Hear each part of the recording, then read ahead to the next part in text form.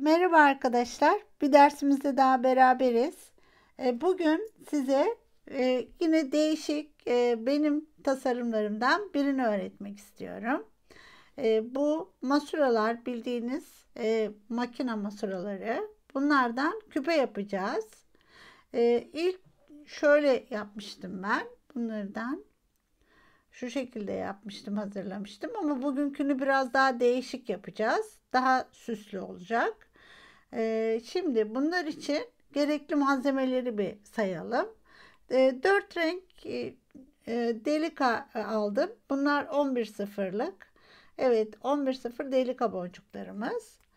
Ve 2 tane masura aynı renk iple sarılı. Şöyle 2 tane de cam boncuk, el yapımı bunlar.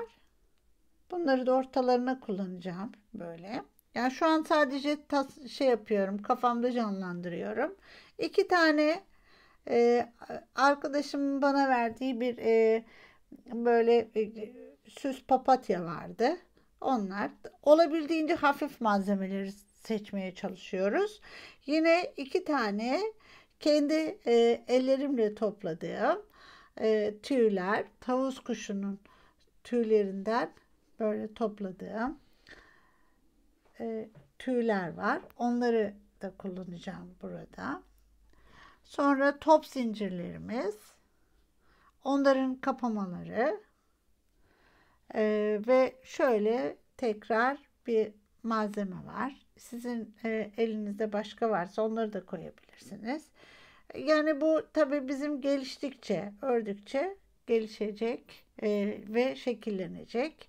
Şimdi bunun için ilk etapta bunu öreceğiz arkadaşlar. Üst tarafını şöyle öreceğiz. Sonra da gördüğünüz gibi bunlar da halkalarımız. Küpe halkası bunlar. Bunların çapını da ölçeyim size. Çok büyük olmasın. Bunun çapı şöyle ölçelim. 2,5 santim çapında. Evet, 2 tane halka. Evet arkadaşlar. Şimdi hemen başlayalım. Bir de fireline'ımız var.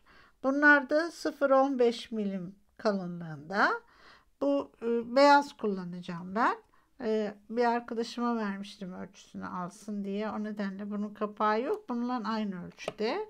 Evet, bu beyazını kullanacağım. Evet, ama arka kısmını kesmiyoruz. Ve tabii ki de boncuk iğnesi.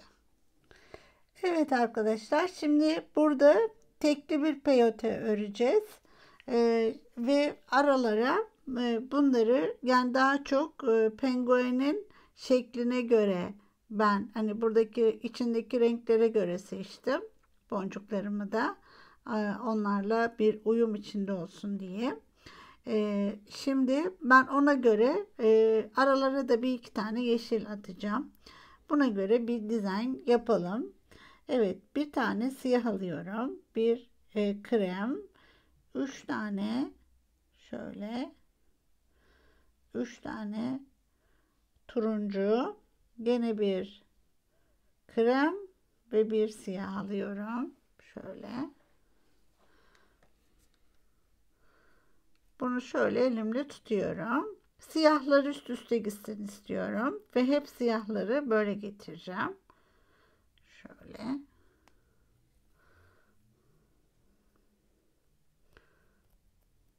Düzelttim. Mutlaka düzeltiyoruz ve böyle tutalım. Şimdi bir turuncu alalım. Aralara yeşil koyarız. Yani arada bir atarız. Şöyle. Evet, yine turuncu koyalım. Evet. Şimdi dediğim gibi siyah, hep siyah, kenarları hep siyah devam etsin. Şu şekilde siyahla da dönüyorum. Şöyle. Geri döndüm. Şu. Şimdi bunu bir daha göstermek istiyorum. Buradan geri çıkayım. Böyle geldim. Bakın şöyle. Tekli çünkü bu. geldikten sonra iğnem burada. Bunu buradan giriyorum. Ve çekiyorum. Şöyle. Bu üst üste gelmiş oldu. Şimdi şöyle de yapabiliriz. Arada bu kremlerin üstüne yeşil koyalım. Şöyle. Ve turuncu, hep turuncu gitsin. Şu şekilde.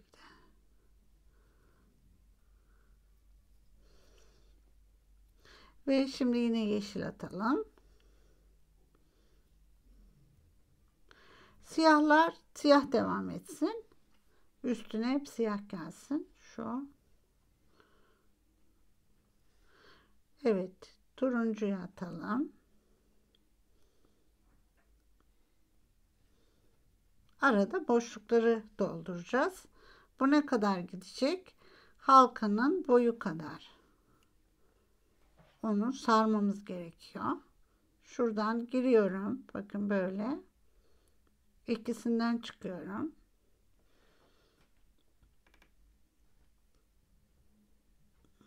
Çünkü buraya çıkarsam gireceğim yok. Buraya bir çıkıyorum. Şu. Bunu girdikten sonra dedim ya siyah koyacağım diye buradayım. Siyahı koyuyorum. Buradan geri çıkıyorum şuradan. Siyahı aldım. Üstüne şöyle yerleştir. Şu. Ve tekrar buradan çıkıyorum. Buradan. Şimdi krem koyayım. Şöyle alalım. Krem koyalım. Evet, krem koyduk. Şimdi turuncu. Bunu siz ister düz yapın, ister böyle nokta nokta diğer boncuklarla benek oluşturabilirsiniz. Evet, şöyle gelelim buraya. Siyah. Kenarlar hep siyah. Şöyle. Devam ediyor bu şekilde. Aralara yeşil koyacağım. Şimdi buraya geldiğim zaman bakın, şimdi ikisinden birden çıkıyorum. Bir tane siyah alıyorum. Siyahtan geri dönüyorum. Buradan. Şu.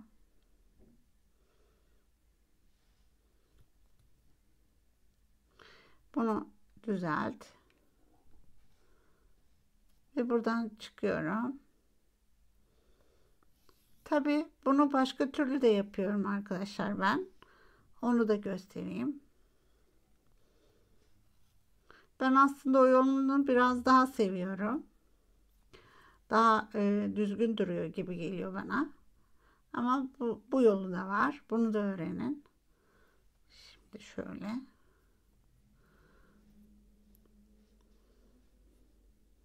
Aslında biraz daha ileri seviyede olanlar için o şimdi göstereceğim yolu tercih edebilirler.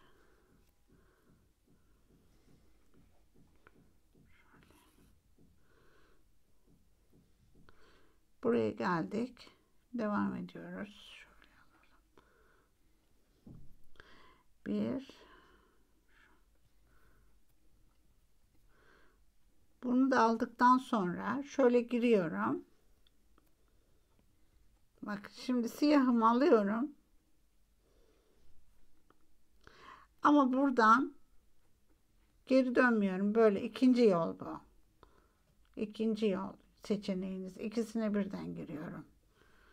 İsterseniz böyle yapabilirsiniz. Evet. Buradayken şimdi devam ediyorum. Krem alalım. Ben normalde hep bu yoldan yapıyorum. Bu teknikle yapıyorum. Bakın bunu geldim. Şimdi buraya alamam. O zaman buradan bakın önüm kapalı. Yani koyamam buraya. O nedenle buradan bir geçiyorum. Bu teknikte daha iyi oturuyor. Yani boncuklar. Şimdi buradan şuraya giriyorum.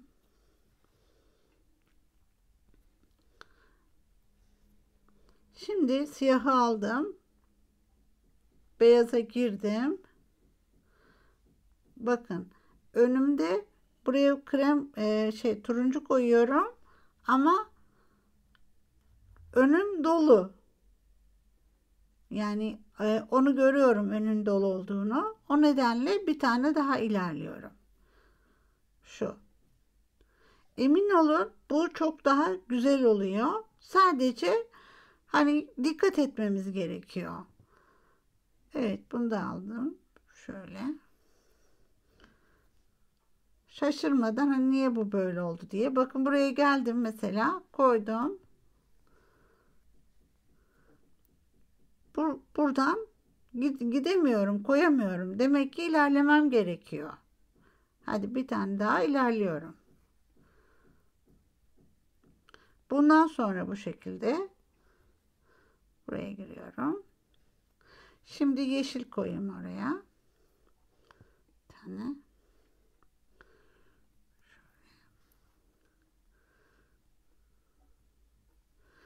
Ve şimdi buradan siyahımı alıp dönüyorum. Şimdi krem. Pardon turuncu. Şimdi göreceksiniz yine geldim buraya. Ama asla üsttekine girmiyoruz. Önce alta giriyoruz. Sonra üstten çıkıyoruz. Örgümüz oldukça yumuşak. Bu şekilde örüldüğü zaman. Bakın fark ediyor. Burada deliği göstereyim size.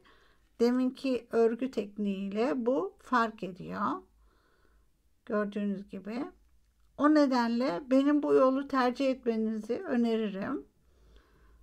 Evet bu şekilde ben halkamızın tamamını böyle kaplayacak şekilde öreceğim. Sonra birleştirme bölümünde beraber yapalım.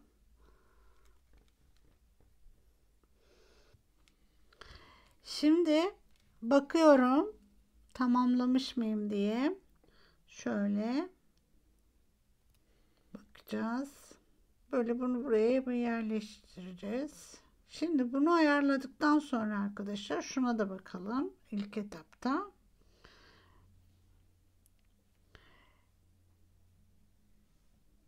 Şimdi burasının hani katladığımız zaman birbirine bakın bu böyle birbirine geçecek ya.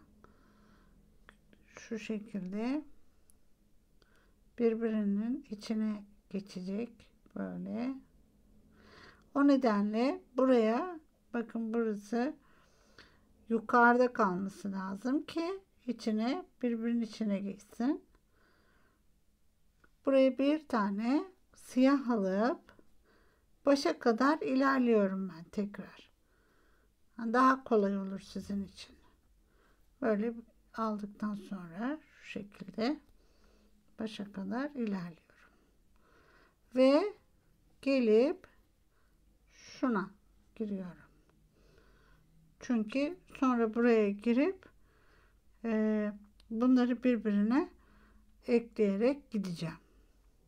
Evet.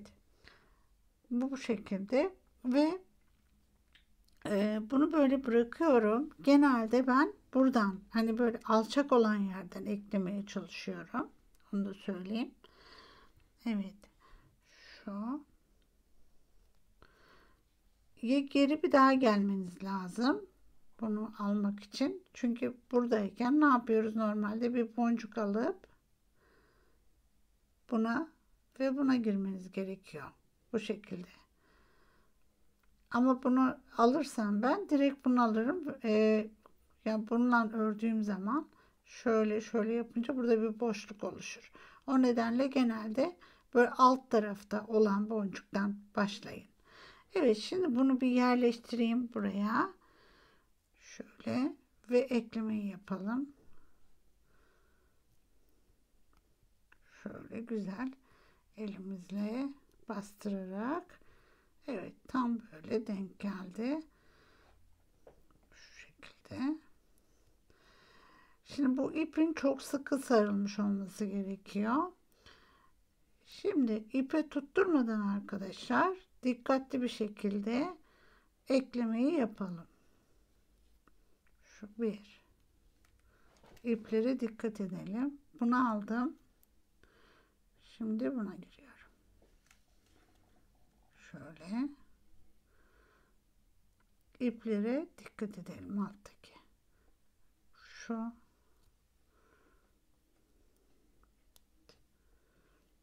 Tekrar buna giriyorum.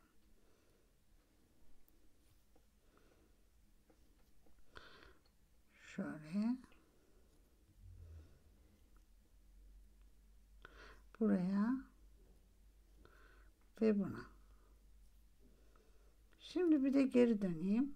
Bunu içine, daha sonra içine başka bir şeyin yardımıyla onları içeri koyacağız. Ama ilk kitapta bir tane daha şöyle dönüyorum yeniden.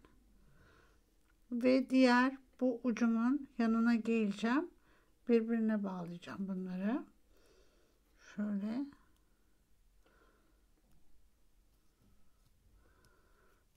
Aralarından geçip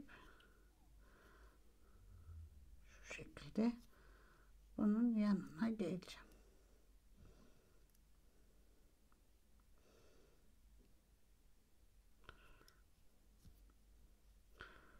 Bu hangisinden çıkmış? Evet. Bu siyahtan çıkmış. O nedenle ona geliyorum.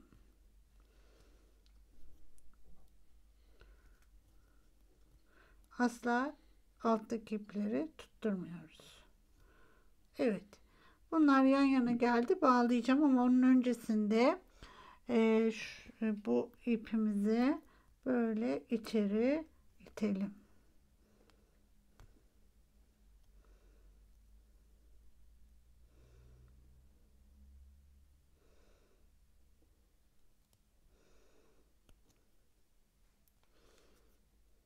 Evet, şöyle bunu biraz bu ileri doğru şu şekilde itelim. Şu deliklerin yardımıyla da bunları böyle içeri alalım. Tamam. Şu şekilde bunu da içeri alalım.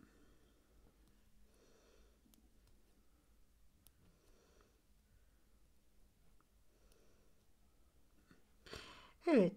Şimdi bunu birbirine düğüm yapıp şöyle iki kere şu şekilde bir tane de böyle yapalım. Bunu yaptıktan sonra arkadaşlar böyle içinden ben tekrar geri gidiyorum boncukların bir tanesinden mesela ikisini de iki ucunu da yani şöyle yapıyorum. Şundaki boncuktan şöyle geri gidiyorum mesela. Tekrar buna geliyorum. Şu ve bunu burada yakıyorum ben. Kesip yakalım. Evet. Kesiyorum ve buradan hafifçe yakacağım. Şu. Aynı şeyi bunun içine yapacağım. Çıkartalım. Bunu da iğnemizi taktık. Şöyle gidiyorum. Bir. Bu tarafa geliyorum. İki. Buradayken yakıyorum. Şu. Kestik ve şunu da yakıyoruz. Evet. Şimdilik öbürkünü de ben yapayım ve ikisi beraber gitsin. Şu şekilde. Böyle bunu daha sonra kendisi oturacaktır. Evet. Böyle bunu öbürkünde yapayım. Diğer yerlerini beraber yapalım. Evet arkadaşlar, şimdi 2 tane masuramız da örüldü, hazır. Şimdi bunu süsleyeceğiz. Tam olarak böyle yani ipli olarak hiç yapıp denemedim. İlk defa sizinle beraber deniyorum. Ama şu şekilde yapmıştım daha önceden ben. Evet, bu şekilde denemiştim. Ama bunu daha süslü yapacağız şimdi. Biraz da ipimiz de olacak. Böyle içinde ip de, kenarlarından ip de gözükecek. Daha sonraki bir zamanda bunun da nasıl yapıldığını sizinle paylaşacağım. Bu bir kolye üzerinde yapacağız. Şimdilik bunları paylaşmak istedim. Evet, içine arkadaşlar şöyle ilk etapta boncuk geçireceğiz bunların. Ama bu arada zincirlerimizin de şuradaki yuvarlak zincirlerimizi de hazır ettim ben. Onları da yapacağız. Hatta önce onları hazırlayalım. Ondan sonra hem boncukları geçirip hem de onları boncukların arasına takalım. Şimdi onu nasıl yapıyorduk? Önce tekrar hatırlayalım. Şöyle bir kapamamız vardı.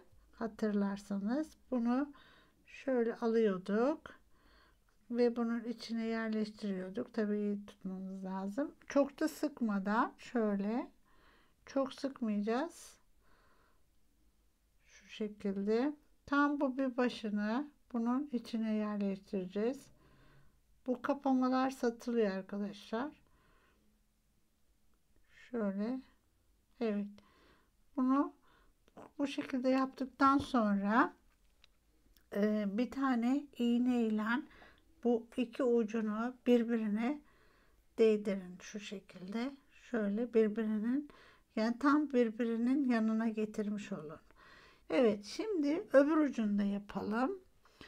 Öbür ucunda yapalım. Şöyle gene bunu alıyoruz. Buradan böyle tutuyorum. Ve bunu buraya yerleştiriyorum. Evet. Şimdi tekrar hemen şunu getirip böyle uçça yan yana getiriyorum. Şimdi bunları hazırlayacağım. Bir de tüylerimiz vardı.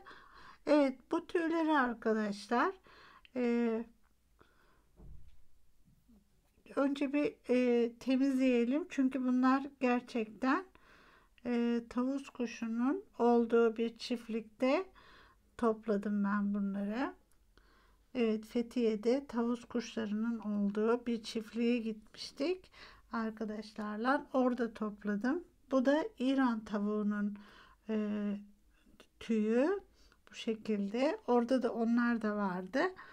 Evet, dedik ki ziyan olmasınlar. Onları da topladık ve takılarımızda kullanıyoruz. Şimdi bunları da deri kapamayla ben kapatıyorum. Şöyle küçük deri kapama. Şöyle yapıyorum. Şunu şu şekilde. İkisini yan yana getiriyorum. Şöyle. Biraz şey oluyor ama şöyle itebiliriz. Şimdi bunları şöyle bir ve şunu da böyle çektikten sonra deri kapamayla bu kısmını da ince bir makasla kesiyorum böyle. Tamam. Şimdi arkadaşlar ben diğer şeyleri hazırlayayım. Bunu hazırlayayım. Diğer zincirlerimizi hazırlayalım ve boncuklarımızı geçirip küpelerimizi tamamlayalım. Evet, şimdi bu bir tanesinin parçalarını hazırladım. Diğerkini de nasıl yaptığımı tekrar göstereyim. Halkamızı böyle açıyoruz ve şimdi şunu alıp şuradan Hangisini? En kısasına bunu takmışız. Bunu takıyorum ve kapatıyorum. Uç uça gelecek. Evet, bunu koyuyoruz. Sonra ikinci uzunluktakine bir tane şöyle bir malzeme takıyoruz. Sizde artık ne varsa onu takabilirsiniz ama mümkün olduğu kadar hafif bir malzeme olmasına dikkat edin. Evet, bunu da önce bunu takalım.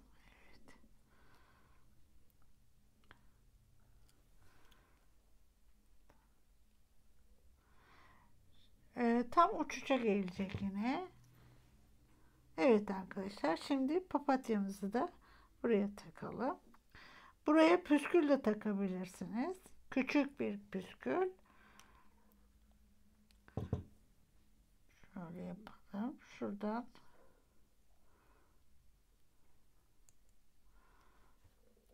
buradan bunu da takalım.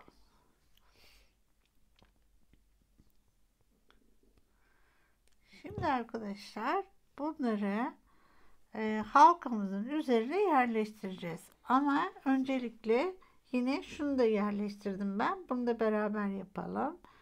Bunu alıp penguenimizi şuradaki halkaya geçireceğim. Şöyle azıcık açıyorum buradan. Dikkatli bir şekilde. Şöyle buna geçireceğim buraya. Ve tekrar aynı şekilde kapatacağım. Orada kalsın istiyorum ben. Yoksa aşağıdaki o halk bu zincirlerden birine de takabilirsiniz bunu ama ben böyle kalsın istiyorum. Şöyle duracak. Evet, şimdi buna boncuk dizeceğim. Çok hafiften bunu ucunu şöyle eğiyorum. Boncuk geçecek kadar ve mesela önce siyah atalım. Şöyle attım. Bir tane beyaz atayım. Evet. Azıcık uzun olduğu zaman o kıvrım yerinden geçmeyebiliyor. Bakın böyle. Sonra yeşil atayım. Şu şekilde ve aralara şimdi turuncular dizeyim. Birazcık, birkaç tane.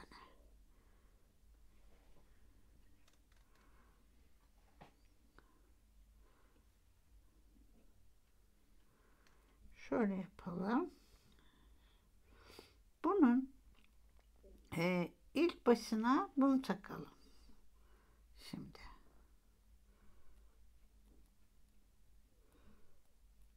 Şöyle. Ve dizmeye devam edelim.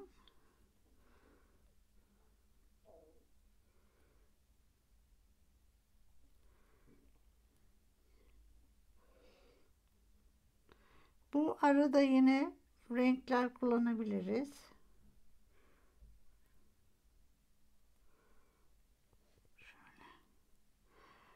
Ee, bu arada kalacak zaten. Bunu da geçireceğim. Ona göre evet. Şöyle yapalım. Gene mesela yeşil,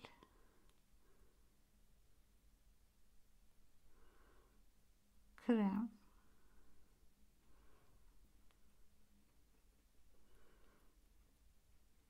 yine bir siyah atayım. Sonra şeye bakayım. Bunu takayım. Ne kadar oldu boyu diye. Şöyle. Evet, daha şöyle durması lazım. Biraz daha takmam gerekiyor. Evet, biraz daha takalım.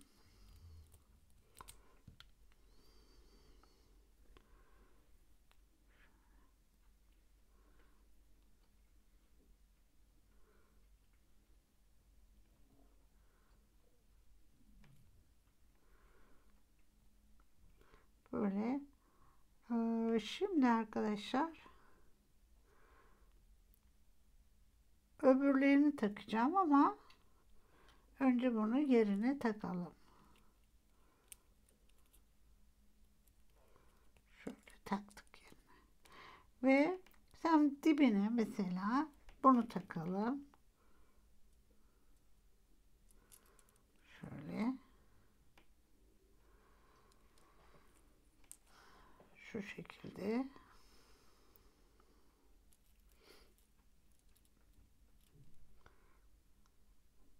Hatta biraz uzak oldu o. Tam dibine koyalım. Şuradan çıkıp siyahların yanına koyalım bunu. Evet. Şimdi ilk başta modelleri ayarlarken böyle şey yapabiliyoruz. Deneme yanılma. Evet şöyle. Şimdi daha iyi gibi. Biraz daha dizeceğim.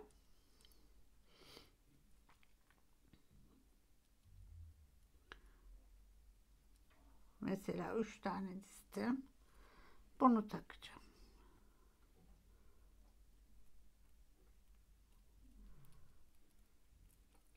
Bu şekilde. Şimdi gerisini boncukla dolduracağım.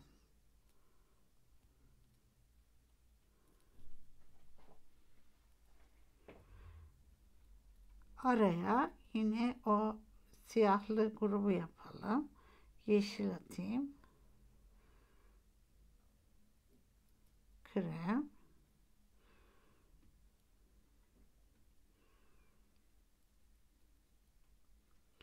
Ve siyah.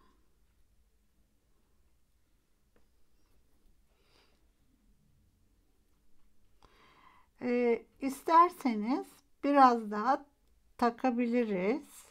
Tabii kulağımızın geçeceği bölümü de hesaplamamız lazım.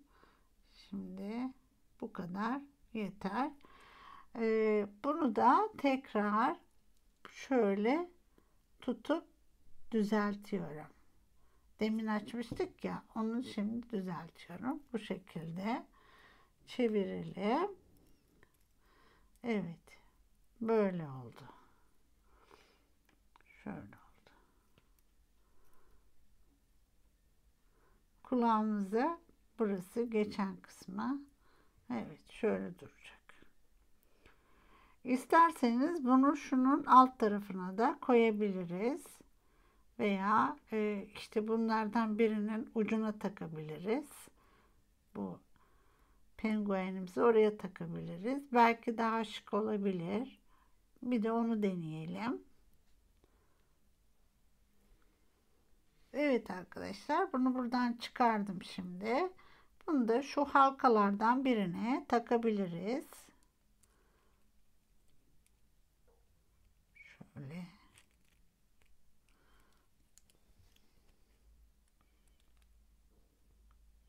Artık isterseniz zincire takabilirsiniz. İsterseniz böyle kalabilir. Veya yeni bir zincir yapabiliriz. Yine şurada bir yere küçük bir zincir yapabiliriz. Ama böyle güzel oldu. Şu şekilde.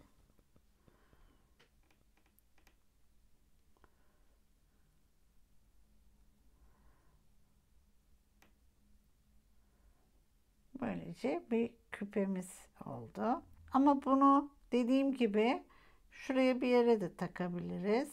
Mesela bunu çıkartıp onu takabiliriz. Veya ikisini yan yana takabiliriz.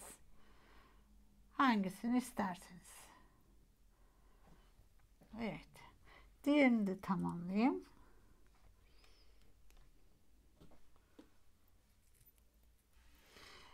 Evet. Böylece değişik bir küpe sahip olduk. Şu şekilde. Siz daha bunun farklılarını da yapabilirsiniz. Değişik fikirler üretebilirsiniz. Umarım beğenmişsinizdir arkadaşlar. Evet. Bir dahaki derste görüşmek üzere diyorum.